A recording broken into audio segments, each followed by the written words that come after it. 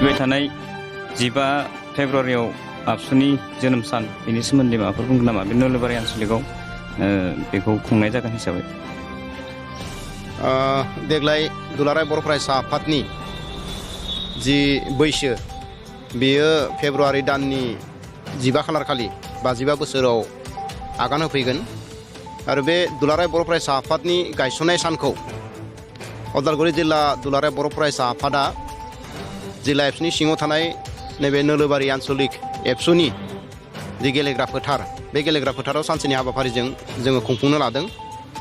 फुंबिलि समाव दुलाराय बर' फरायसा आफादनि फिरफिला बिर होनाय, बर'नि बिफा बड'फा उपेन्द्रनाथ ब्रह्मनो मान बावनाय, बेनि उनाव माहारियारि मुंख्लंफोरनो बिबार बावनाय, बे हाबाफारिजों लोगोसे गेवलां मोनसे सावरायमेल बेखौ जोङो लाफादों। बेखायनो जिल्लानि सिङाव थानाय गासैबो मेलेमजिबि सानसुमै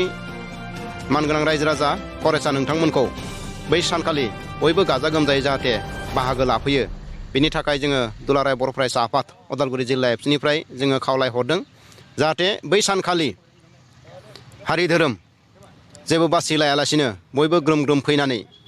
जिहेथु जोङो गेवलां मेल मोनसे सावरायलायनाय लादों बेयाव जाहाथे बयबो बाहागो लाफैयो बेखौनो जों उदालगुरि जिल्ला दुलाराय बर' फरायसा आफादनिफ्राय खावलायहरनाय थाबाय।